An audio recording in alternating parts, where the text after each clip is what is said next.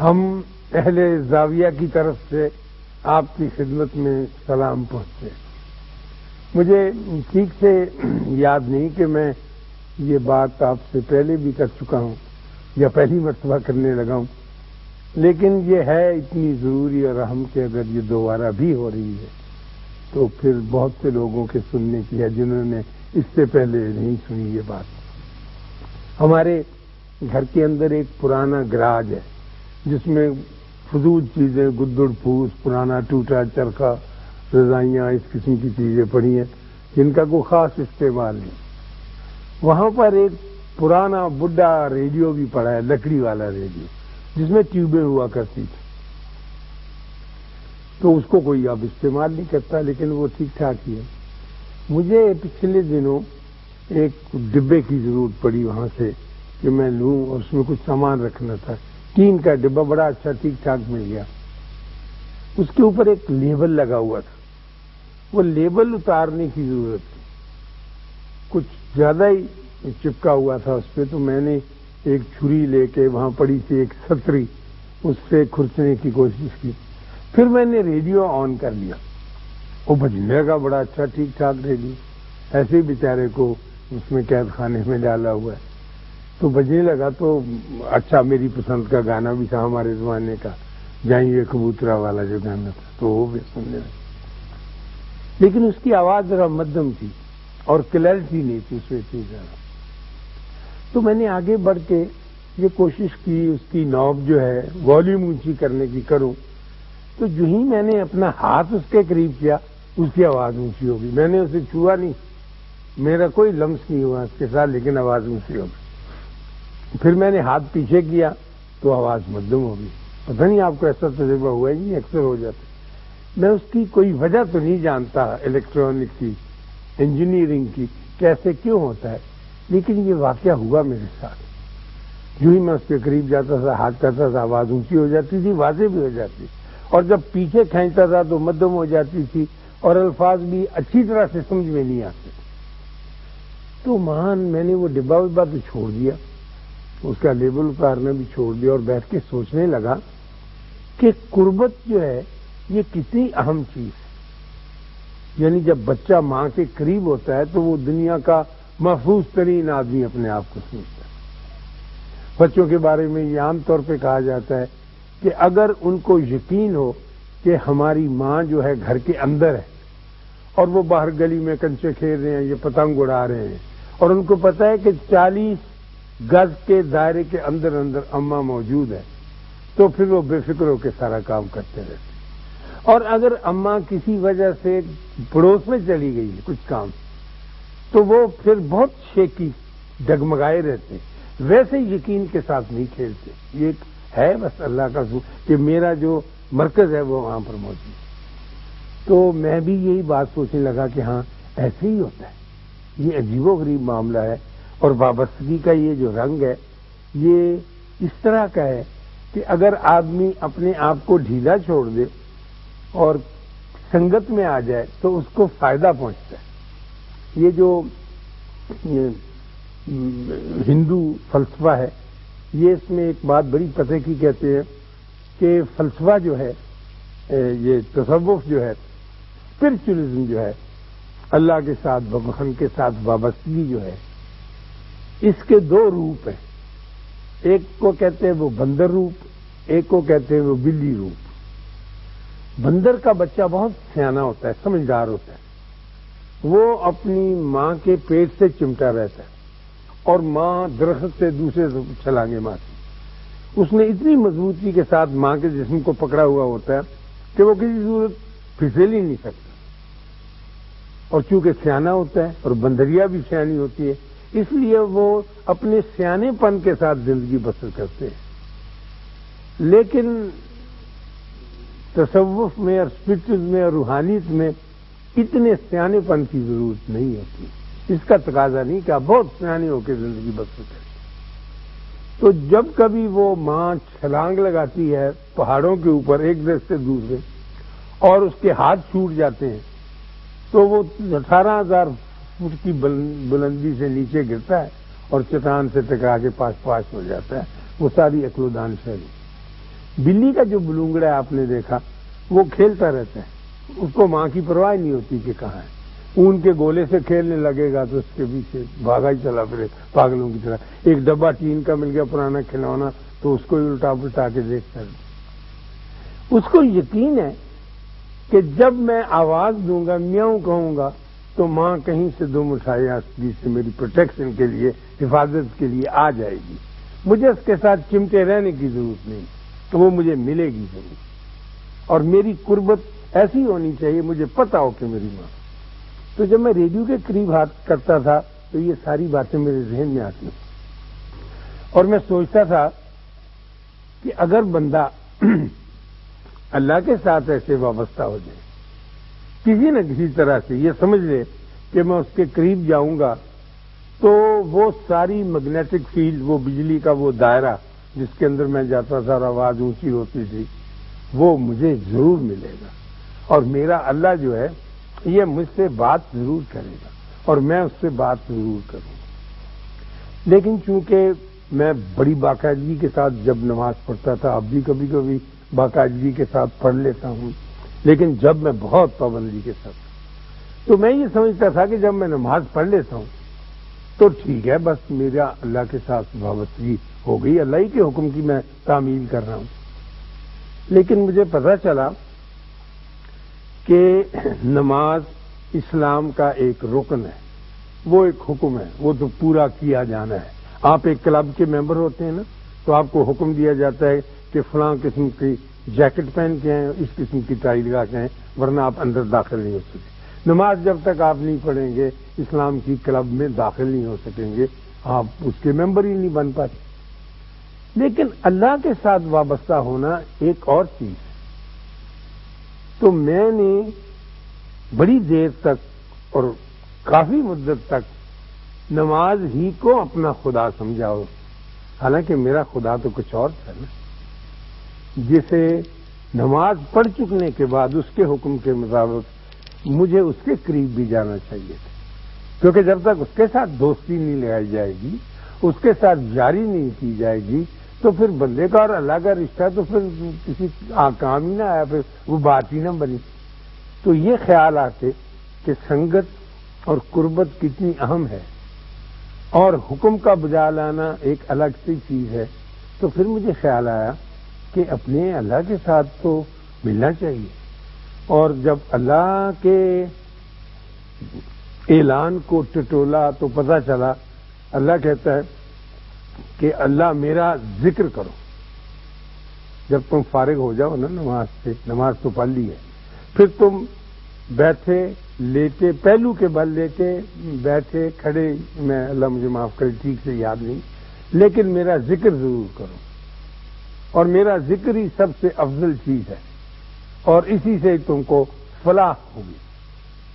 اور پھر جب میں نے تیسری چیز پڑھی، اللہ تعالیٰ نے کو 15-16 اپنے ذکر کے بارے میں بیان دیے. جب آپ نے فرمایا کہ تم میرا ذکر کرو میں تمہارا ذکر کروں، اس سے اچھی اور بات ہاٹ لائن نہیں ہوتی. آپ موبائل لیتے، ادھر سے ٹیلی فون کیا، آپ بولے ادھر سے جواب آئے تو فری ٹیلی فون ٹھیک ہے نا کام کا. تو اللہ کہتا ہے کہ تم میرا ذکر کرو میں تمہارا ذکر کروں. تو اس سے مجھے بڑی خوشی چڑھ گئی کہ یہ تو بڑا اچھا ہو گیا کام. ذکر کرتے ہیں اس کا تو پھر وہ بھی ظاہر ہے کہ جواب دیتا. تو مجھے کبھی کبھی ایسے لگنے لگا اس زمانے میں جب میری کیفیت اچھی تھی، اب تو میں بہت چیڑا بڈھا جھٹی ضدی اور طرح کا ہو گیا. اس وقت میں ذرا ملائم شخص تھا. تو میں نے اللہ کے قریب جانے کی کوشش کی اور راستہ ملتا گیا کہ آئے. بڑا آسان کام ہے جب اس کے قریب پہنچوں. تو پھر مجھے خیال آئے کہ میں تو اللہ کا ذکر کر رہا ہوں تو اللہ بھی میرا ذکر ظاہر اس کا وعدہ کر رہا ہوں. پھر میں نے سوچا اللہ میرا کیا ذکر کرتا ہوں، یعنی میں تو کوئی میری ہستی نہیں، 2 ٹکے کا بندہ بھی ہے. پھر میں نے کہا شاید اللہ میاں پوچھتے ہوں گے حضرت میکائیل سے کہ یہ جو اشفاق ہے موٹا بہت ہو گیا. تو وہ حضرت میکائیل ڈرے ہوں گے کہ خوراک ہی نہ بند، ان کے چارج میں ہے نا سب کے. تو انہوں نے کہا اگر نہیں اللہ میاں یہ شروع سے ہی ایسے ہیں، گپلو سا ہوتا تھا بچہ بھی ایسے ہی ہے، کوئی نہیں ٹھیک ٹھاک ہے. کیونکہ اچھا جی کچھ ایسی بات میں اپنے طور پہ سوچتا رہا. تو قربت اور ہوتی ہے، جو خوف ہوتا ہے نا اللہ کا یہ کم ہوتا گیا، اور ان کی قربت بہت بہت سمٹ کر قریب آتی۔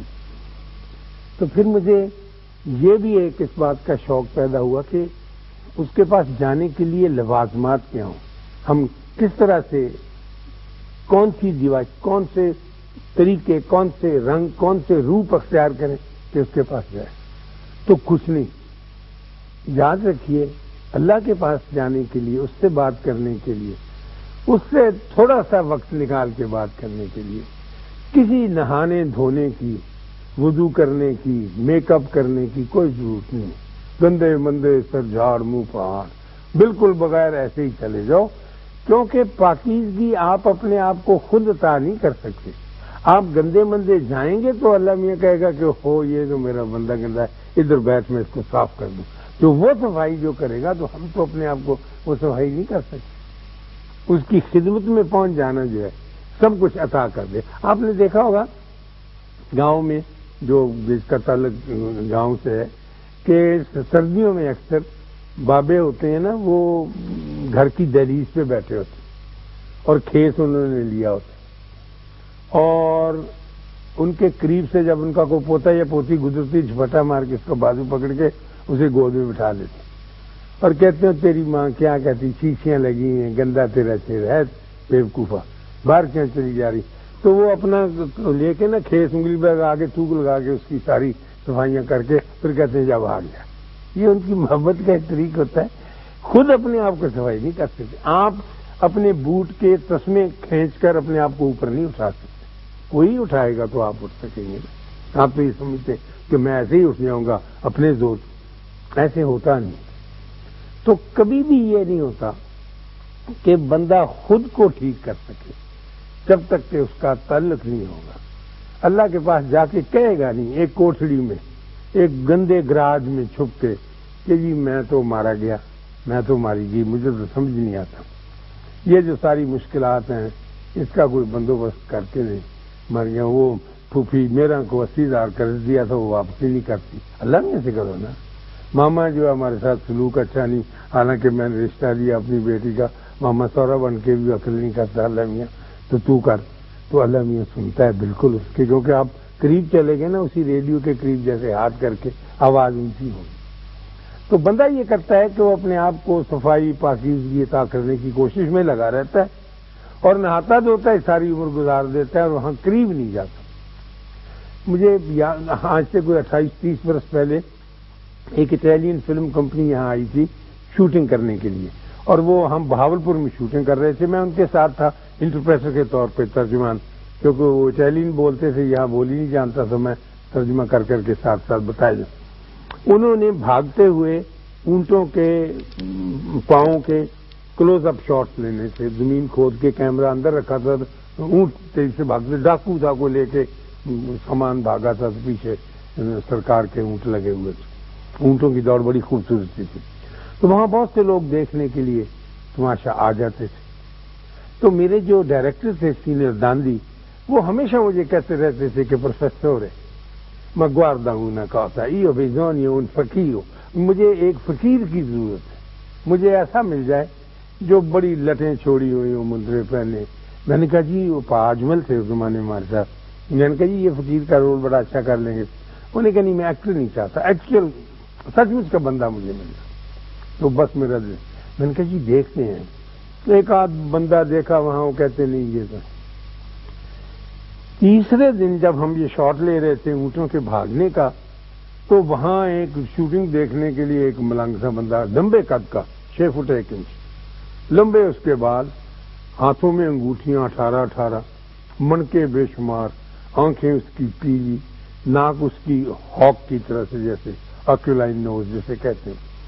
تو وہ جناب آگے کھڑا ہو گیا شوٹنگ دیکھتے۔ میں نے کہا سینئر داندی گواردا ان کو یہ نہیں کہا میں جلدی آئے، بھاگ کے آئے، میں نے ایک بندہ پکڑا آپ کے لیے۔ جب انہوں نے دیکھا تو چیخ ماری خوشی کی اور اس کو جا کے جفی ڈالی، کہتا یہی تو میرا منتہا مقصود تھا، اسی آدمی کی تلاش میں پھرتا تھا، تمہارا یہ کیسے مل گیا؟ میں نے کہا جی خود ہی آ گئے۔ کہنے لگے اس کو کہہ دو جلدی سے کہ 4 روز کے بعد ہم تیری شوٹنگ کریں گے۔ اور اس کا رول اس کو سمجھا دو کہ یہ ڈاکوؤں کا ایک سرگنا ہے، اور باقی 8-10 دن ہم یہاں کریں گے، باقی کی یورپ میں کریں گے۔ تو میں نے اس سے کہا کہ کہنا پاجی میں نے تو بولی نہیں آتی بلادی۔ میں کہا تو پرواہ نہ کر، تیرے ساتھ یہاں سے بندہ جائے گا، شوٹنگ وہاں کروائے گا، وہاں تو یہ ہوٹل میں رکھیں گے، سب عیش و عشرت کے ساتھ سکتے۔ انہوں نے کہا لو جی کمال ہوگی، اللہ نے سن لی میری فقیر کی۔ چلا گیا 4 دن کے ساتھ پیارے بچوں اس کے ساتھ طے تھا کہ وہ شوٹنگ کے لیے آئے گا۔ ہم وہاں پر کام کر رہے ہیں، ایک گھوڑے کی ایک فائٹ کا سین تھا، سنگل تھا۔ تو میں نے دیکھا کہ وہاں ایک عجیب و غریب آدمی سے آ کے کھڑا کہ حاجی السلام علیکم۔ میں نے کہا وعلیکم السلام، اور میں اپنے کام میں مصروف تھا۔ تو پھر اس نے کہا جی کہ میں آ گیا جی، میں نے خواتین و حضرات، وہ فقیر لمبے بالوں والا کرو کٹ کروا کے، فوجیوں والی حجامت نہیں ہوتی، بوشرٹ پہن کے، لنڈے سے جینز خرید کے، سارے منکے اتار کے، ساری مندریاں اتار کے، ایک ہاتھ میں سگریٹ پکڑے ہوئے نوجوان لونڈا بن کے آ گیا۔ کہنے لگا میں تیرا بیڑا غرق ہو جائے، یہ تو نے کیا کیا؟ اس نے کہا جی شوٹنگ کرنی تھی، کوئی بندے ہم نے بڑے بڑے ایکٹر دیکھے ہیں، پاس سنتوش نے دیکھا، پاس ویر نے دیکھا، تو میں بھی کم سے کم مجھے تو ولایت کا چانس مل رہا تھا۔ تو میں نے سارا بانا اتار دیا۔ جب سینئر داندی آئے اور انہوں نے دیکھا، میں نے کہا سر یہ الفقیر ہو، تو پہلے تو انہوں نے زور زور سے اس کے سینے میں دھوتڑ مارے، پھر زمین پر بیٹھ کے دبڑ دبڑ دبڑ پیٹا، پھر مجھے مارے 2 4 5، پھر اپنے آپ کو پیٹا، اور اتنی تکلیف میں ابتلا ہو گیا۔ کہنے لگے کہ یہ کیا گدھا آدمی، یہ کیا کیا اس نے؟ تو خواتین و حضرات، ہم اس طرح سے کرتے ہیں کہ اپنے آپ کو پاک صاف کرنے کے لیے اس فقیر کی طرح سے ہم ایک ہر وقت یہی کوشش کرتے رہتے ہیں کہ ہم اچھے ہو جائیں، نیک ہو جائیں، پاک ہو جائیں، پھر اللہ کی طرف چلیں گے۔ ابھی تو ہم نیک ہی نہیں ہوئے۔ اکثر ایسے ہی ہوتا ہے نا، بندہ سوچتا رہتا ہے کہ جی میں بس کل سے نماز شروع کروں گا، پھر میں صبح اٹھا کروں گا، پھر میں سیر پہ جاؤں گا، پھر میں اپنے اللہ سے ملوں گا۔ اللہ سے ملنے کے لیے اللہ سے ہی ملنا ہے، اور جس طرح کے آپ ہیں اسی طرح کا ملنا ہے، اور اسی طرح کے بندے کو اللہ نے پیار کرنا ہے، اور اسی طرح کے بندے کو ٹھیک کرنا ہے۔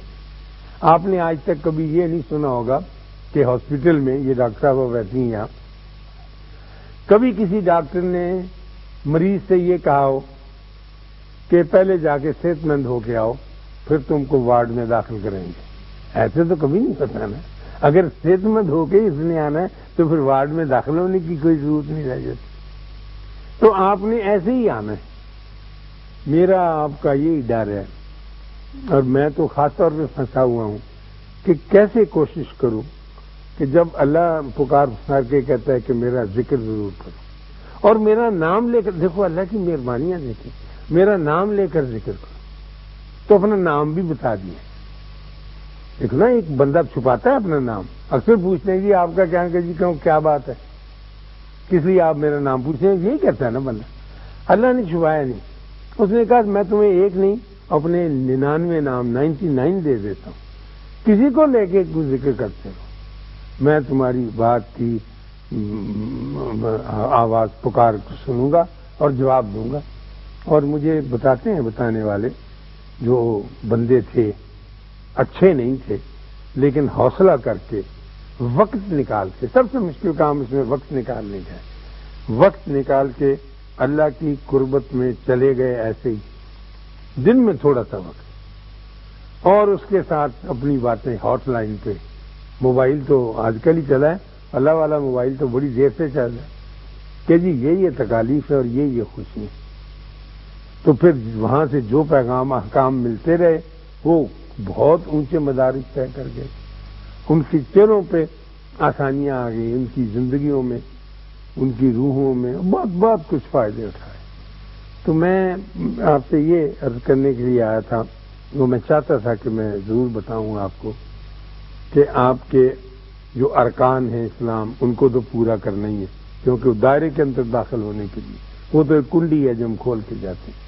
پھر اندر جا کے جو اللہ ہے ہمارا، اب اس کے ساتھ بھی کریں گے بات، اب نماز کے ساتھ بھی بات کریں، زکوٰۃ کے ساتھ، صدقات کے ساتھ، معاملات کے ساتھ، لیکن اللہ جس نے یہ ساری اتنی بڑی نعمت دی ہے اسے کرے. میری تو اب عمر میں جیسا پہلے کہہ رہا تھا بہت خراب سی ہو گئی، اور اب میں دیکھتا ہوں کہ اس عمر میں کچھ کام زیادہ اچھا ہوتا نہیں ہے بندے سے. آپ ینگ ہیں، اللہ نے آپ کو بڑی صلاحیت دی ہے. میں نے تو مجھ سے تو پوچھیں، میں نے پچھلے 10 سال میں سوائے بوڑھے ہونے کے اور کوئی کام ہی نہیں کیا، تو اس سے تو کچھ نہیں ہوتا. جب بھی کام کرنا ہوتا ہے یہی نہیں ہو سکا. تو آپ کو اللہ نے صلاحیت دی ہے، اور میں یہ چاہوں گا تاکہ آپ کو ایک عروج پہ چڑھتے ہوئے دیکھ کر میں بھی آپ سے کچھ دان دکشنا، کچھ خیرات لے کر آگے جاؤں، کیونکہ آپ کے پاس یہ خزانے ملنے والے ہیں، آپ کے چہرے بتا رہے ہیں. اللہ آپ کو آسانیاں عطا فرمائے اور آسانیاں تقسیم کرنے کا شرف عطا فرمائے. اللہ حافظ.